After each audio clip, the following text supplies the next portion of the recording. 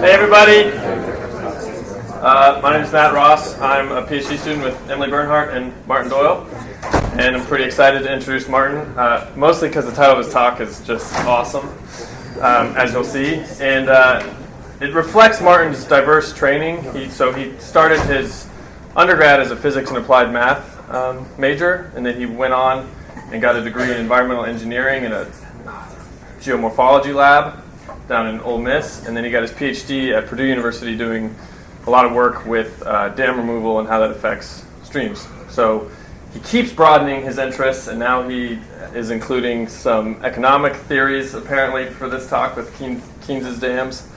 And I'm pretty excited to introduce Martin. So,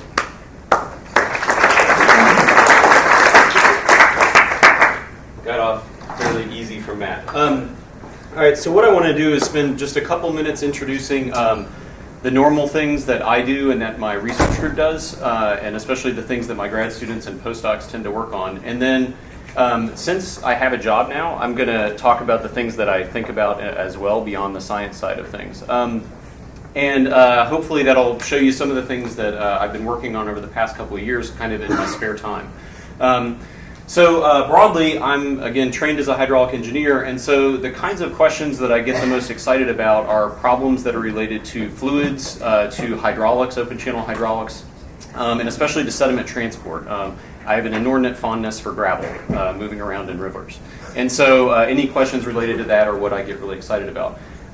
For several years, I worked as a consulting engineer, designing bindway weirs for barge traffic, and then moved into removing dams for industry, and then eventually into actually building rivers, redesigning rivers for different purposes. One of my first clients was Ted Turner, and rebuilding a river on his property out in Montana, and then rebuilding a river for whitewater rafting associated with the Olympics in Atlanta. So if you need a purpose for a river, I'm your guy to talk to. But when I moved into academia, one of the things that I've been frustrated with in consulting was that the scale of problem that we were able to work on was very constrained in terms of the spatial scale. And so what I've tried to do over the past few years is really encourage my students to work across a range of spatial scales. And so some of these people you might recognize, but for instance, Kay Lenore down in the bottom, she did a series of studies at St. Anthony Falls looking at very fine-scale turbulence studies in flumes and how it affected metabolism in streams and primary productivity. A lot of modeling at the patch scale of things for surface groundwater exchange, and all the way up more recently into some work at the catchment scale of entire river catchments, looking at how climate change and how climatic oscillations affect stream flows in the southeast United States, increasingly combining with some problems of economics, working with Andy Yates, who's here at Duke now for a while, on the optimal scale of ecosystem markets or optimal scale of water quality trading. So again, most of the things that I work on are somehow related to rivers, but the topic has been changing over the past few years, and I really don't know how my most recent students fit into anything, and postdocs fit in, but the trajectory of my group has been increasingly shifting towards questions of interacting with society, specifically with policy economics, and increasingly somehow with energy as well, especially with the work that Brian Lutz has been doing on unconventional energy. One of my PhD students over at UNC working on negawatts, light bulb trading programs, which are largely kind of talked about, but some things like that. So broad range, it's kind of a wide-ranging group, but that's kind of what we do. So for years I focused on rivers, and I thought a lot about dams. Yep. Mark, excuse me for interrupting. What do you mean by rebuilding rivers? I rebuilt rivers. I designed rivers for different purposes. I don't understand what that means. You said like Ted Turner had a river. So he had a river that he didn't like, and he wanted it to be better for specific kinds of fish, and so we changed the river so it was better for the kind of fish that he liked fishing for. Bulldozers, Nystrom's. Yeah. Picture large, yellow, heavy equipment in the name. And I'll get to some of it in a minute. Oh, okay. Never know how things are going to go with you in the room. Okay. Then I met a historian named Jason, and he was asking what I did, and I explained that I work on dams, and one of the statistics that I usually throw out is that there are about 80,000 dams in the United States greater than 10 feet tall, And the kind of thing that I learned from Bruce Babbitt was that that's about 1 dam built per day since the signing of the Declaration of Independence. And Jason was really interesting because he had no visible reaction to that. Usually I get people kind of an eyebrow raise or something like that. And he said, that's an interesting convolution. And what do you mean? And he says, well, how many dams were built in the Soviet Union since Stalin? Or how many dams were built in China since either Mao or since Deng Xiaoping? He said, is there something about democracy that you're saying is affecting dam building rate? Or is it capital? I mean, so it was a set of questions that I had never been confronted with before, and I didn't like him after that. And then following that, there was a talk at AGU by Peter Glick, and it followed up on his paper in 2003 in Annual Reviews of Environment Resources, where he did a global quantification, or as much as he could, based on available data, of water use, and especially water use per capita. So the top left is population in the bar chart and water use per capita per year, and this is for California. And one of the things that California shows is in 1980 there was a stabilization and then a gradual decline in water use per capita per year. The one on the top right, this is Hong Kong. Water use per capita per year stabilizing in 1980. And then the bottom center, we see water use per capita stabilizing and then declining in 1980, and then GDP flipping in 1990. That's Poland. And in fact, most of Eastern Europe countries show a very similar trend in that. And Peter Glick, he had a very provocative talk, and he said, we've been talking a lot, hydrologists focus on processes, we talk about climate change and water, but one of the most fundamental changes in the water cycle is this trend of stabilization and decline in global water use per capita, and we really don't understand what's driving it, whether it's a technological change, whether it's a political change, or whether it's, are we now pricing water more appropriately? What exactly has changed that's been causing this stabilization and decline? Now, the way that I was taught environmental science and the way that I tend to teach it is that humans do stuff to the environment. And this is probably best captured by Batuzik et al. In 1997. Humans cause change in biodiversity. Humans cause change in the biogeochemical cycles or in the water cycle. And usually that's as far back in this as we go. And instead, what I started to do over the past couple of years was at least try to think about the fact that when we talk about humans, we need to unpack that a bit. And are we talking about some effect of markets that's causing these changes in biodiversity? Is it some specific policy that's causing a change in biogeochemical cycles? Or is it technology that's causing these change in water cycle or biogeochemical? What exactly is it that we're interested in? And so when I kept talking to this random historian, Jason, he encouraged me, he said, before you go too far forward, take a step back and grab your latest proposal and read the first sentence of it and think about just the first sentence. So, sorry, Andy, but the proposal that I happened to have just finished was the one with Andy, where we were surprisingly successful in gleaning funding to study the proper scale of environmental markets with application in ancient trading in the Neuse River Basin. And I was pretty excited about this. And the opening sentence of this proposal is the use of market mechanisms in environmental regulation is now well established, and environmental markets span atmospheric emissions, fishing quotas, endangered species habitat, wetlands, and streams, to name but a few. And that's an unusual statement to be able to make. If you think about in the broad regulatory history of the United States, or even worldwide, the fact that markets are now an accepted way of regulating all of these disparate environmental problems that we have. And so at about the time that I was working on this proposal and kind of going through this unusual psychotherapy with this guy Jason on my future of my career, I took a sabbatical and moved part-time to DC, where I was working with the Corps of Engineers. And during the day I was in their policy analysis as a visiting fellow, and I lived there without my family, so at night I worked, and I ensconced myself in the archives of the Corps of Engineers. And so I had access to all of their historical records, and I kind of started to work through and try to understand the history of America's rivers and what has been changing in the management of America's rivers over the past essentially 200 years. And so the context that I kind of started to look at this through was this triangle where we have the environmental change is what I'm interested in, and the three things that are operating on environmental change are some kind of science and technology, some kind of policy or the state writ large operating change, regulatory policy, something like that, and then these emerging or changing market forces on the environment. And these three things working together somehow change the environment. And in fact, the three things working in the same direction at the same window of time might be when we would expect to get very large-scale environmental change.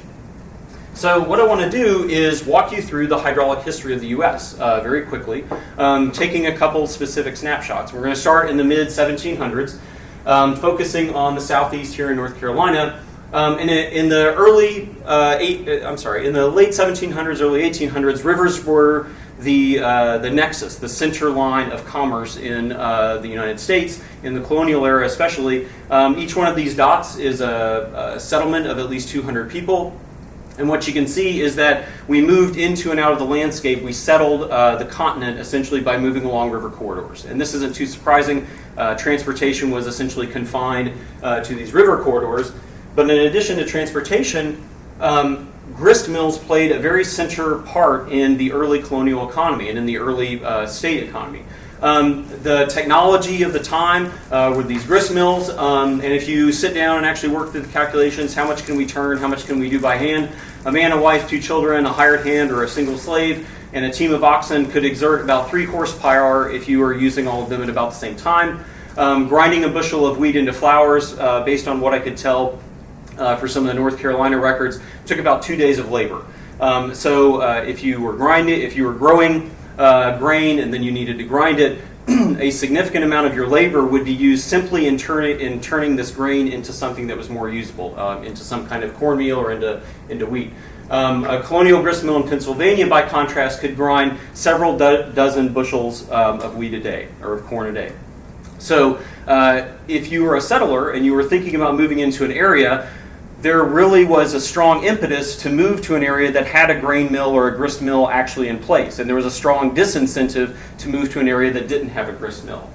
So these were a big attractor to settlers. Because of that, states were essentially in competition for who could attract settlers the fastest, to grow the economy the fastest. And the policy response was to pass a series of mill acts. So each state essentially passed a mill act. And the mill acts had a series of different characteristics to them. The first one that was probably most important was that they provided eminent domain to a potential miller. So if you built an impoundment, it would flood adjacent land, and if you had to negotiate with each one of those different landowners, essentially you would never build the mill because somebody could basically hold extortionistic prices for that last parcel of land for you to flood. So instead, in the search for this building economy, what the mill acts did was give eminent domain to a miller. So this is an important policy response because it gave the economy, it was regulation in service of the economy. So they were essentially subsuming private property rights, which are somewhat sacrosanct here in the U.S., and they were sacrificing those in the name of the economy. The other things that they did in North Carolina to recruit millers, North Carolina was the poorest state in the Union up until the opening of the Civil War. So they were very much in search of millers. This was a very technocratic elite, like professors. They gave them 50 acres of land. Millers were exempt from taxes. They were exempt from road building and militia service, which was a big deal in the early 1800s.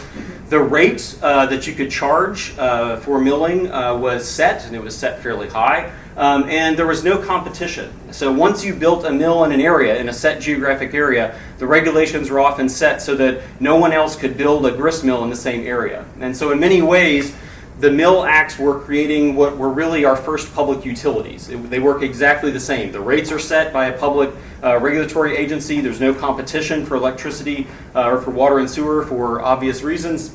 The same thing was working for these early mill acts.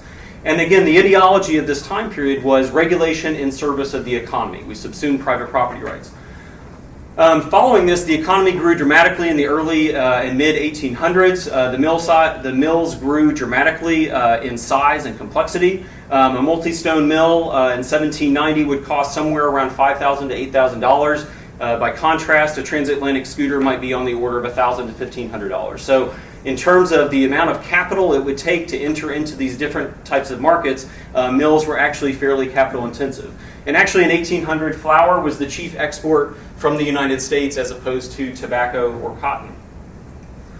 Now, as this economy grew, the complexity of what was actually being done with mills also started to change. And the best example of this is the locks and the proprietors of locks and canals in Massachusetts. So Lowell was an entrepreneur, and he started to build textile mills in Massachusetts, and he hired an engineer with the last name of Francis. So if you're a hydraulic engineer, which we all should be, you're probably familiar with the Francis turbine or with the Francis equation for how fast water spills over a weir, how you calculate that. Those were all developed in Lowell, Massachusetts, and that was because what Francis and Lowell realized was people were building mills, but what they really wanted was the power. They wanted to generate textiles. They wanted to grind something. DuPont, his initial mill was for black powder. It was a black powder mill. And so what they did was they separated out power out of the commodity, and they made power in and of itself a commodity. And the entity that they started to charge for was a mill power. A mill power was 25 cubic feet per second that dropped over about 25 feet of hydraulic head, and it went for about $300 per year. And this was the first time in the U.S. when power in and of itself was a commodity that could be bought and sold. And so the proprietors of locks and canals, what they then did was start to outlay this city of Lowell built around this idea of power being a separable commodity, where mills could move in and take advantage of the power without having to worry about providing it. So the first power grid in the U.S. was Lowell, Massachusetts, and it was a grid of canals and small water wheels that were actually used to power the textile industry. So if we look at the 1800s through this kind of Zen triangle of hydraulic happiness, what we see is we have policy, which is to use rivers for textiles.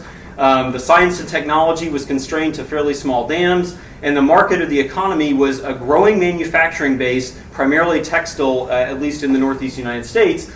And the fingerprint or the landscape that was created by this was mill villages. These kind of quintessential, you come over the ridge into Middlebury, and there's a lot of trees and there's a steeple sticking out of it. And in the center of that community is usually an ancient mill dam. And that's essentially the landscape that we started to create out of that. Now, importantly, the technology of this time was very limited. The ability to build dams was very constrained. We didn't have very good technology for that. And so the landscape or the environmental impact of this time period, these three forces working, was constrained because one of the nodes of those triangles was constrained. And in fact, it's only in the past couple of years that we've started to realize that there was a geomorphic or landscape signature of this kind of political, technological economy. Walter and Merritt in 2008, then more recently in geology, Jim Pizzuto and Mike O'Neill started to publish this series of papers that said the landscape that we see now is a little bit different than the landscape that existed before all of these water-powered mills started to come into place. And the reason why it's so subtle is because that technology was so limited. Now, there was a big change over the next 50 years or so. Textile mills grew dramatically. In Delaware County, Pennsylvania alone, I could document 53 sawmills, 39 flour mills, 26 textile mills, and 11 paper mills, just in one single, and all of these were powered by water wheels. On the main stem Merrimack River, there were 900 mills roughly. Now, this wasn't 900 dams, but this was 900 mills that were based off of hydropower. In the tributaries of the Merrimack River, there was around 400. In the tributaries beyond that, from what I can glean, there's somewhere around 1,300 to 1,500 mills total just in this one watershed in New England. But now you have this economic switch to where the regulation was previously to try to get the economy growing, and now the economy is growing. In fact, it's booming. And remember, we subverted property rights in service of the growing economy, and now the economy has grown dramatically. And so now the justification, the ideological justification for regulation in service of the economy has started to wane. And what we see is this very big pendulum swing to each one of the states that passed a Mill Act about 40 or 50 years after they passed it, once their economy had grown dramatically around water power, started to switch. So in 1855, the first one, the Judicial Court of Maine, they came out with their act, or their finding in this case was that the Mill Acts pushed the power of eminent domain to the very verge of constitutional inhibition. The Supreme Court of Vermont, the Mill Act stepped to the very verge of constitutional limit, if not beyond. If you think academics plagiarize, you ought to read Supreme Court statements. And by 1870, by 1870, all of the Mill Acts had been revoked as being unconstitutional. So we had this very significant political reversal where the pendulum swung back completely to protecting private property rights rather than encouraging economic growth. Now, the other way that rivers were being used at this time was for navigation. And this was more of a controversy at the federal scale. at the time, there was a call for federalizing river navigation, for the federal government to take on building canals in a very substantial way. But this was a divided, whether or not we wanted the federal government to do it, whether we wanted private companies to do it, or whether we wanted state governments to do it. And what we see is the graph on the left is the expenditure in millions. Investment in canals by private is on the top. In the middle is by the states. And at the very bottom there in dark is investment in canals and river navigation by the federal government. And you can see that through the 1830s, 40s, and 50s, it was actually some private investments, some of which was George Washington's Potomac Canal Company, but mainly the states that were investing most heavily. Now, because the states were investing most heavily in it, you started to get this very big state sectionalism that was forming. The northern states had invested, or at least New York, had invested very heavily in the Erie Canal, which was enormously successful. So once the Erie Canal was in place and was financially successful, the northern states didn't want the federal government to start subsidizing the southern states' growing canals. And in fact, the southern states, at least the deep south, had plenty of navigable waterways as it was. They didn't need the federal government to invest in it either. And it was actually the western states, Ohio, Pennsylvania, to a certain degree Maryland, that were advocating for the federal government to take on a big role. But with the Panic of 1837, several of these states that were advocating for this went bankrupt because of the amount of money that they had actually put into canals, and this kind of killed the impetus for state-centered canal investment. But the big thing at this time was that the federal government did not have an active role in federalizing river navigation. We could talk about the same thing with flood control, but essentially the story is the same. The federal government throughout the 1800s and up until 1927 did not have an active role in flood control. The Corps of Engineers did not deal with flood control. And instead, the political structure that did flood control was levee districts. If you're from the West, this is the same thing as an irrigation district. It's a group of farmers who get together, they incorporate, they have taxing authority, they accumulate funds, and they build levees to protect the people who have actually bought into that. To the opening of the Civil War, what ended up being created was a very different set of transportation and to a certain degree flood control structures.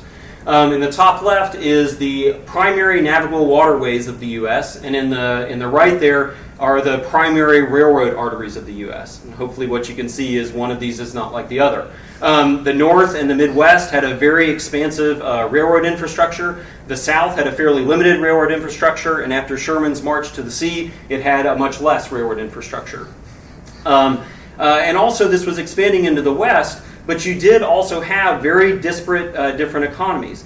The other thing about railroads was they were financed and they were owned by private companies. And so the river navigation was it's free for commerce because the federal government maintains rights over interstate commerce, at least for the waterways. And for the railroads, you had monopolies or trusts that started to be formed around these railroads. And this was essentially the stalemate that formed. In 1908, Teddy Roosevelt tried to kind of break open this can in forming what is probably the least well-known first federal infrastructure policy of the Inland Waterways Commission. And it's a fascinating document that is unfortunately titled The Final Report of the Inland Waterways Commission, which never gets read. But what he did was pull together a bunch of governors in 1908, and they talked about the potential use of waterways in a lot of things. First off, in the economy, that waterways could provide a way to break the monopoly of the railroads. And so there was that. There was also, if we can sustain our large waterways, that we will also start sustaining the natural resources, erosion, sedimentation, water supply. This was Gifford Pinchot kind of being funneled through Teddy Roosevelt. And the other one was that waterways would provide an alternative way to develop poor regions of the U.S., primarily the Deep South, which was still in Reconstruction from the Civil War, as well as the West that had the Sacramento River as well. And so all of these were kind of bound up in this Inland Waterways Commission. And the most interesting thing to me, going back and reading this, is that this is essentially ecosystem services, but put through a 1908 lens of the role that natural ecosystems can play in servicing humanity. And it's exactly the same rhetoric, just with a different set of words and a different set of priorities of society at the time. The thing was, Science and technology had changed considerably since the mid-1800s, so electricity was now becoming increasingly prominent. Arch dams and the ratio of mastering concrete, the ratio of cement to water, was actually figured out. Soil mechanics, simple equations of basic hydraulics had started to become mastered, and so the science and technology had taken a very significant leap over 50 years. There was now an enormous manufacturing economy, and it was growing. There was trust busting kind of in the background. But the problem with all of these three things coming together was that the policy was not in place, or the regulations and the policies were not in place to allow the market and the science and technology to really operate. And this was because there was still a sectionalism, or at least there was a difference of opinions of how much role the federal government should have versus how much role private industry should have. And this is because the railroads really didn't want a lot of work done on rivers because they had such a large monopoly over transportation in the U.S. So the effect was that we had fairly local changes throughout this time period. Now, all of this changed with two people. Well, with a lot of things, but I'm going to blame it on two people. FDR and Keynes. And we had the Great Depression, which meant that a lot of the ideas of how we should be using regulation and interacting with the economy changed dramatically. So the initial response to the Great Depression was small-scale efforts like the Civilian Conservation Corps, starting to do actually a surprising amount of prairie rehabilitation. There's a fascinating history of a decade of stream restoration done during the Civilian Conservation Corps era that's almost completely absent from a lot of our consciousnesses.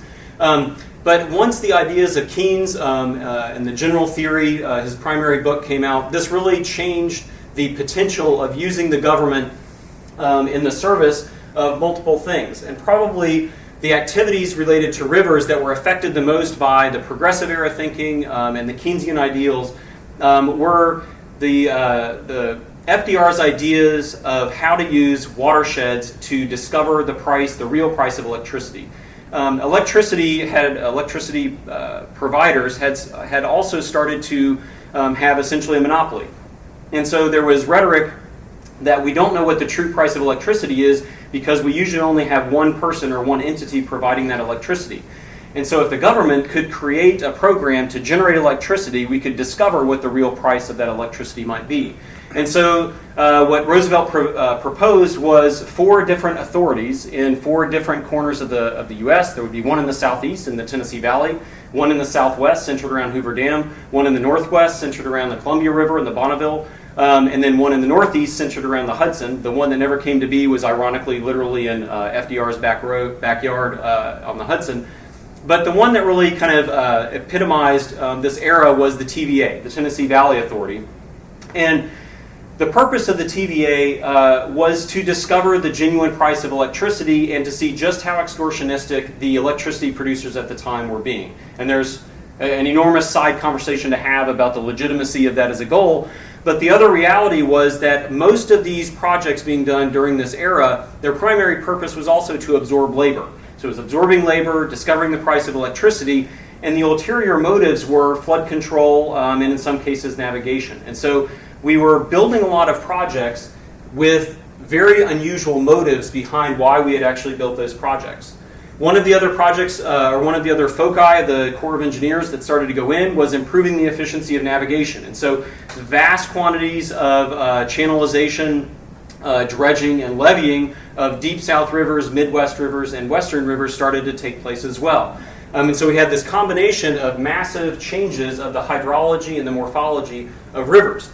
Now, the Keynesian ideal was presumably that we would start, that during this period of depression, the federal government would step in, have a substantial spending program, and then as the economy would start to recover, we would ratchet back on federal spending and step away from that.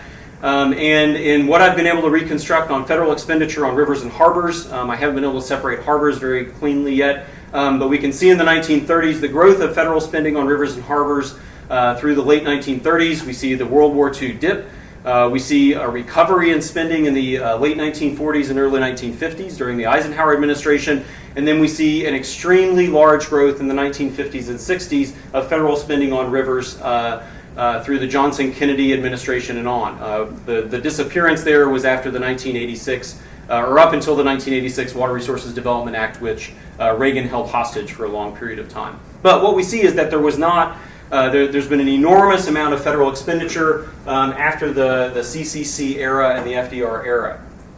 So if we look at, again, this triangle of what's going on with rivers, this is really the era where we get an enormous amount of river change. So with the science and technology had changed substantially. We now really, hydraulic engineers had really figured things out. The policy was to control rivers and also to create jobs, absorbing labor being one of the primary mandates. And the markets and economy had grown as well, of providing power, irrigating the West under the Reclamation Act, and protecting farmlands, building a lot, channelizing rivers, and building levees in the name of protecting any of the farmland that was happening.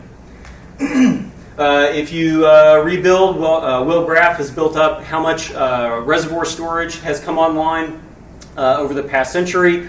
And from what we can figure out, you and I have, on a per capita basis, we have about 1.5 acre feet per person in the United States of reservoir storage that's been built up.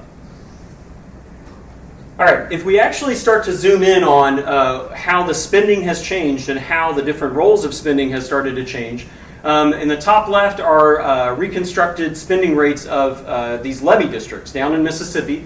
And what we see is pre-1950, or especially before 1927, the primary spending for flood control in the Deep South was being done by levee districts, which are these small-scale groups of farmers and to a certain degree state budgets as well. After 1927, and especially after 1936, the federal government stepped in, and as the federal government stepped in with a lot of spending, granted it was also during the Depression, not only did the federal government spending grow, but the portion that was being provided by the levee districts dropped precipitously to where after 1950 it was essentially zero. And so most of the funding was actually coming for flood control through the federal government. In addition to this infrastructure response, there was actually a large federal spending shift to disaster mitigation. And FEMA, the Federal Emergency Management Administration, or agency, came in and also started to provide a lot of funding. And what we can see in billions of dollars of flood losses there on the top right. It's actually been growing over the past few years, and I did this study prior to Hurricane Katrina. So the max that we had was around $1.2 to $1.3 billion being spent out of FEMA per year. The estimates from FEMA are that Hurricane Katrina caused around $4 billion, so imagine that scale going up. New Orleans or Louisiana legislatures are claiming somewhere around $94 billion of economic loss. In general, the landscape that was created, again, had on the order of about 80,000 dams that were built. Now, the interesting thing out of all of this is, because a lot of this infrastructure was justified to absorb labor or was justified for price discovery, in a surprising number of cases, the project did not live up to its expected benefits, or at least the benefits that were being argued for why it should be built. And my favorite case is the Missouri River, where I do a lot of policy analysis. And this is waterborne commercial traffic on the Missouri River, and this is in tons miles. So in the orange there is the total national waterborne commerce, and you can see that it's slowly growing over the past 30 or 40 years. In the green is the Missouri River total in millions of ton miles, and what you can see is the entire Missouri River system came online in the late 1960s. It was stable. It went up during the OPEC, during the oil crisis in the late 1970s when gas prices went up, and then it has steadily come down since then. The commercial traffic on the Missouri River in no year has come within 3/4 of the estimates that were used to justify doing the project in the first place. And in fact, if you look at what's actually being moved on the Missouri River, it's in the red line. And the red line is the portion, so from 0 to 1 there on the right, that's the portion of material moved on the Missouri River that is dredge material or waterway material. So we're dredging the river so that it can be navigable, and what we're moving on the river is the dredge material. So this is one of the nation's, or possibly the greatest, hydraulic tautology that we have. The ramifications of this started to come out, especially in the 1970s, and this one is probably my favorite, of stream channelization, what federally financed draglines and bulldozers do to our nation's streams. And so this was part of what I call the post-Rachel Carson era. So we're aware of what pollutants are doing, and now we're starting to become increasingly aware of what the modification of the physical landscape has also done to at least our aquatic environments. And it's a fairly damning hearing that Congress heard, and the report starts to document a lot of the effects, the economic effects, or at least the environmental effects, that started to be put through this idea of, well, if we figure out how many hunters are out coon hunting in southern Mississippi and they spend $7 per day whenever they're out coon hunting, then the economic impacts are something like this. And it started to be some of the first economic valuation of ecosystem impacts that I was able to find. So, if straightened rivers are bad, or at least that's what the hearing on Congress tells us, then the late 1970s and early 1980s were an era where meandering rivers must be good. So straight is bad, meandering must be good. And so in Western Europe, we started to see the beginnings of stream re-meandering, or reconstructing rivers in a way that we thought might be a good thing to do. And in fact, in the early 1980s, the private industry of stream restoration just started to come up. In full disclosure, the company that I worked for in Montana was Interfluve, and their old advertisements are great. It's like Orvis Fly Fishing and Mad Men combined, and they're advertising. And the initial days of ecosystem restoration, at least for streams, were generally private. We can build you a stream, and then if you pay us money, we will rebuild a stream for you, and you will have better fly fishing out of it. And it was purely person-to-person contract of how this might work. Wall Street Journal in 1982 started to pick up on some of these efforts as well, of small companies making money out of restoring some of these streams. Through the late 20th century, so if Keynes was kind of the person or the ideas that were driving a lot of the discussion in the mid 20th century, what we started to see in the late 20th century was a shifting of ideology, and I'm kind of capturing it with three people that are fairly well known.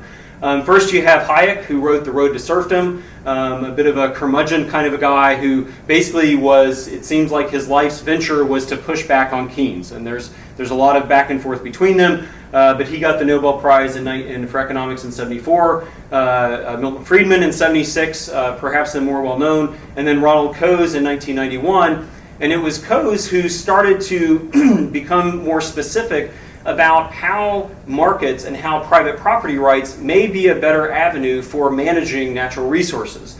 And so he specifically argued assigning private property rights and then allowing individual exchanges or individual trades to be the justification of managing natural resources. The economist who's probably less well known is John Dales, and he was an economist at the University of Toronto, and in 1969 he published a 111-page kind of a book, more like a pamphlet, Property, Pollution, and Prices is I think the name of it. And what Dales proposed was that what we should do is assign essentially property rights for the right to pollute, or essentially a permit. The government would assign permits to pollute, and then people could exchange the right to those permits. And then this market would form under these pollution permit rights. And really, from what I can tell, this was kind of the initial genesis of a lot of what we're doing now. Carbon trading, water quality trading, all of these was kind of bound up in this fairly slender volume by John Dales.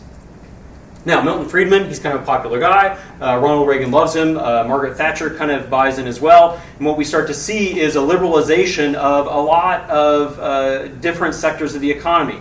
And so a lot of the things that we talk about now are the movement of these ideas of privatizing, assigning property rights, allowing markets to distribute these things that are now considered goods, whether it's school vouchers, healthcare, or possibly the environment.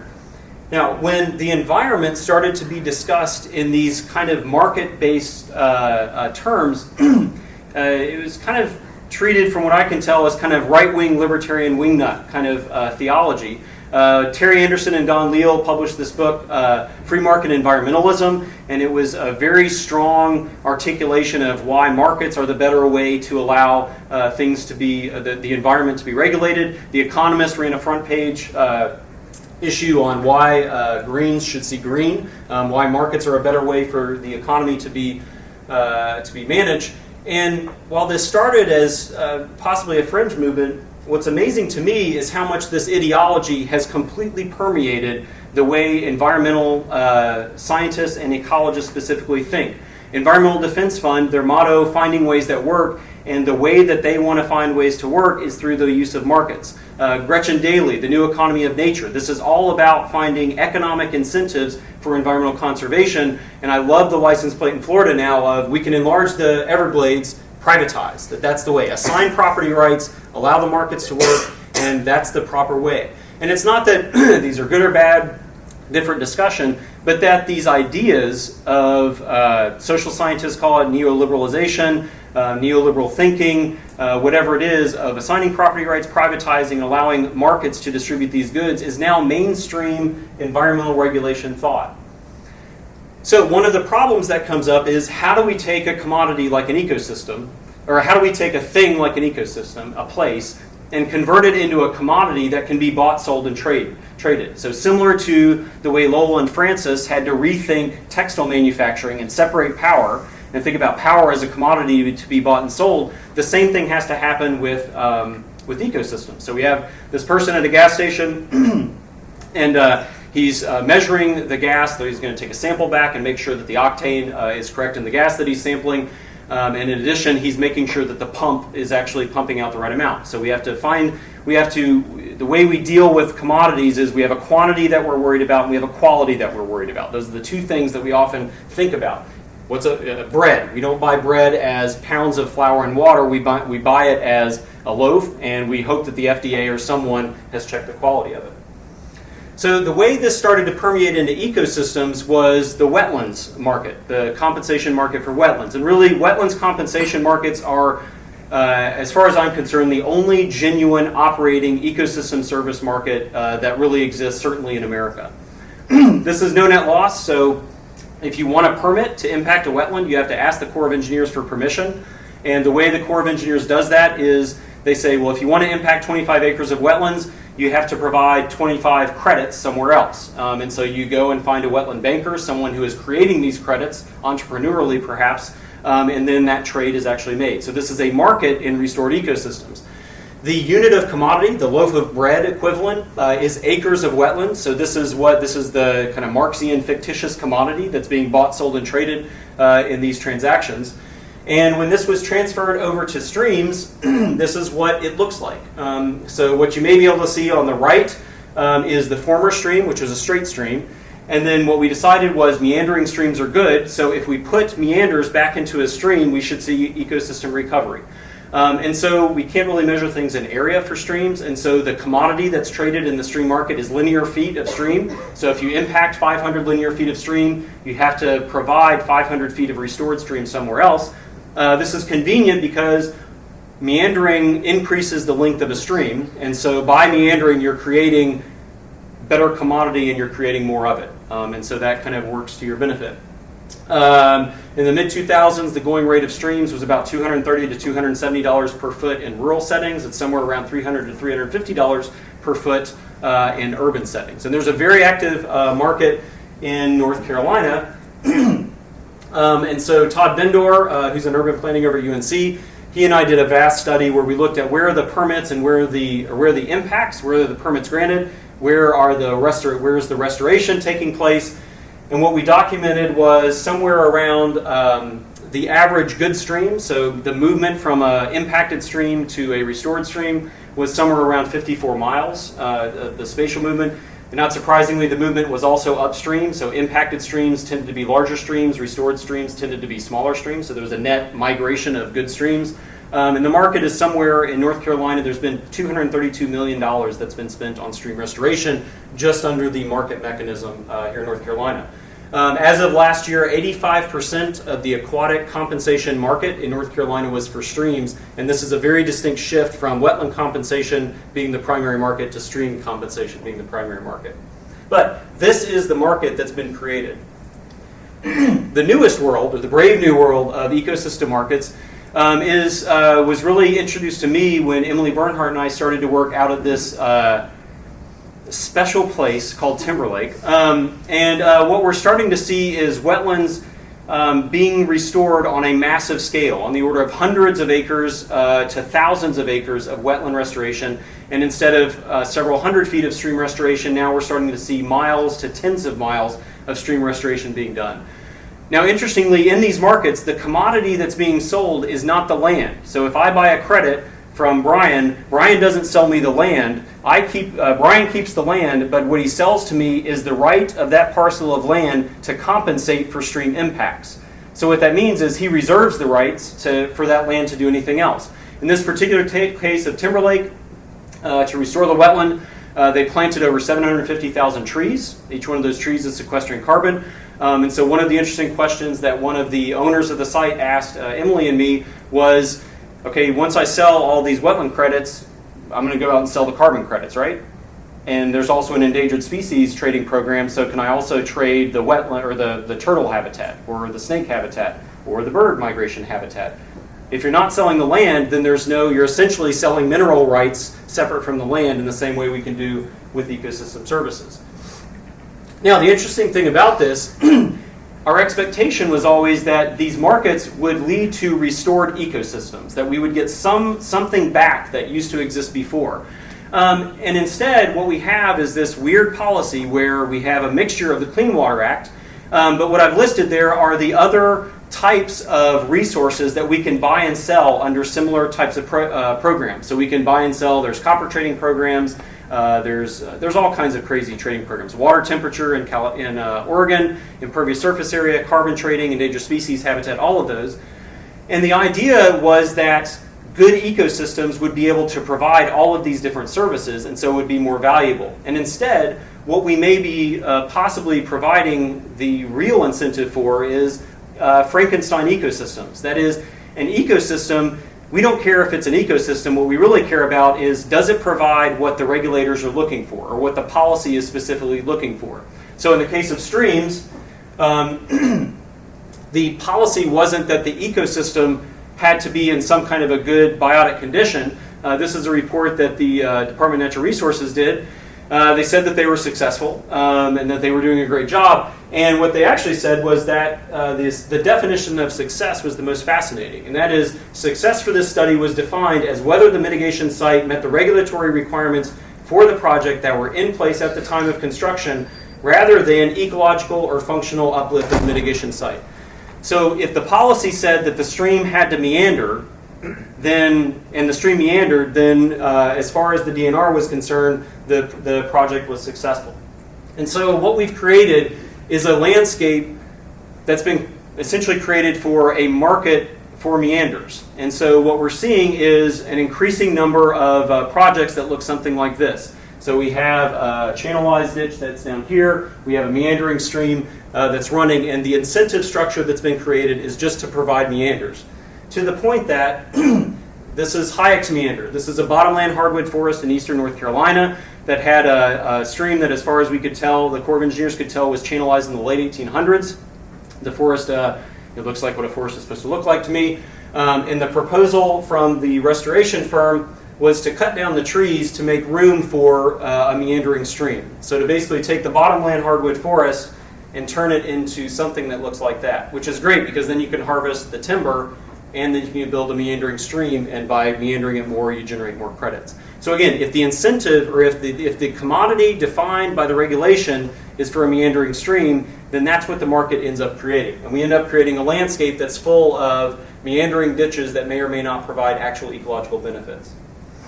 So the other thing that we can think about is, if we start to move towards carbon markets, what is the Frankenstein ecosystem version or of a carbon market? Is this actually what we may end up creating? Is this Hayek's forest? Are we going to end up not creating a dense biodiverse forest that we imagine carbon markets would actually incentivize, but instead do we just create acres upon acres of eucalyptus plantations? And more importantly, do we care? If we care about carbon, then that's fine. That's what we should be fine with that. If we actually were thinking that we would get something like this, then we may want to have a moment of pause about what the incentive structure is that we're actually creating. Okay, so this is the way I started to think about the problem. And hopefully I've made some case that this is actually a useful way of thinking about the environment and the drivers of environmental change. But I think what I've learned probably more so over the past couple of years that I've been thinking through this is that there's a very complex set of interactions between these nodes of the triangle. That a change in science or technology can fundamentally change the market or the economy that's created, which can change the policy. And vice versa, we can have these very significant Steve Carpenter-esque kind of policy cascades that kind of go back and forth. Changes in one kind of lead to changes in the others. In general, I think myself as a scientist or engineer, I've always thought that the main place that ideas matter is in these new sciences and technologies, that in the new things that we build or the new things that we invent. And I think over longer time periods, broad ideas and ideology really starts to matter in changing these policies and economies. That this is really where we get these very big kind of an acceptable notion for broader society, which can change the landscape perhaps more profoundly. So returning to your friend and mine, Keynes, one of the quotes that he's probably most famous for, that Hayek was very famous for as well, was this: the ideas of economists and political philosophers, both when they are right and when they are wrong, are more powerful than is commonly understood. Indeed, the world is ruled by little else. Practical men who believe themselves to be quite exempt from any intellectual influence are usually the slaves of some defunct economist. Madmen in authority who hear voices in the air are distilling their frenzy from some academic scribbler of a few years back. I am sure that the power of vested interest is vastly exaggerated compared with the gradual encroachment of ideas. So, I want to take a big step back, and I have three academic scribblers that I like to think about. And the reason that I keep coming back to these three is that in a lot of their writings, they actually capture a lot of what I had never had to think about. And Aristotle, Tocqueville, and then political theorist Leo Strauss at Chicago, they all talk about this idea of the regime. And the idea of regime is that it's a convolution of the way Aristotle captures it in book 3 through 6 of Politeia is form and matter. That society, or in his case the city, is controlled by the form, the government, in his, whether it's democratic or whether it's some other structure, and the matter is the actual people. And what Aristotle argued was that people are accepting of some structure of or some form of government, but the structure of the government can actually affect the people. That you can essentially instill a cultural change by changing the form of government that's over them. And that's what a regime is this combination of people and government, but it's really the form of government that matters the most. Tocqueville, and I dug out my old copies just for today, he's most known for describing the American government, where he goes through and he describes democracy in America and why it works better in America than in France. And he also describes federalism and the different state governments. But probably what he also does, somewhat humorously through his book, is he talks about why democracy works in America, and he talks about the culture of Americans and why that is an important part of whether or not democracy works. What he calls it actually embarrassing. He describes Americans, one of the reasons democracy works is that Americans have an irritable patriotism. And he said that there's this indescribable patriotism in America that makes them accept democracy. No matter what kind of thing you would do, they would actually buy into it. And he also says, I think that in no country in the civilized world is less attention paid to philosophy than in the United States. And so Tocqueville, he kind of says the way government works and whether or not government actually is functional is because of the culture that underlies it. And it's this combination that's the regime. Now Strauss is kind of the oddball in this, because both Tocqueville as well as Aristotle make some notion that the change in the government can actually change the accepted culture underneath. But Strauss he says that's not the case. And you can't change the regime because the culture underlying it will actually push back on it. And in fact, a lot of foreign policy people have been pointing to Strauss for why regime change won't necessarily work in the Middle East. And this is because we can come in and essentially impose democracy in countries, but if the culture underlying it does not accept or does not buy into democracy, then it will never actually work. So, what does this possibly have to do with rivers? Good question. I have to admit that I've been working on that most of today.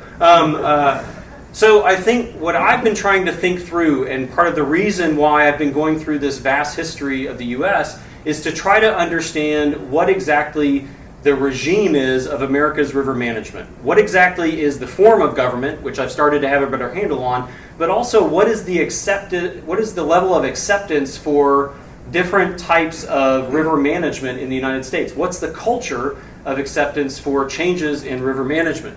And I think that we actually have a very low tolerance for that. FDR tried a very different approach to river management, and the Tennessee Valley Authority was essentially his one experiment in it. And essentially Congress pushed back, and they did not allow any other river authority to come in again. So that to me shows that in terms of river management, there's a very stable regime that's not very comfortable with the river management itself being adjusted. So the reason why this is important is that there's essentially an argument now in water management literature, especially amongst academics and primarily amongst those at Ivy League schools, that we need to fundamentally alter the way water is managed in the United States. And there's just this drumbeat amongst water professors and water academics of these common criticisms. We don't have a water policy. Bottom line, revisit the idea of consolidation of water resources. Consolidating water management functions would enhance organization efficiency. The problem is that there are too many fingers in the pie. A reduction in number could facilitate the resolution of problems being dealt with. And really, the regime of America, of American river policy, it's fragmented, compartmentalized, it's state by state, it's east versus west, it's federal government versus state government, it's local versus state. And if you want to have regime change, then the primary regime change being argued for is a broad, comprehensive, integrated national water policy, probably being driven by a new national water agency. And I think that the challenge for the next few decades or even next century are the challenges that we're going to be facing in the coming century, whether there are new materials in the environment, whether it's climate change, non-stationarity. Is the current regime that we have of the form of government and the acceptance of broader society, is it capable of meeting the problems that we're going to see, or is it incapable? And that's the first one. And the second one is, do we actually think that we could instill a regime change in water policy in the U.S., or do we think that we are so ensconced in the ideology of broader society that a form change of American water governance and specifically American river governance would possibly just be transient? We'd go back to the same old way eventually anyway. Okay, so that's today's lesson in Aristotle and Hayek and Keynes. So thanks very much.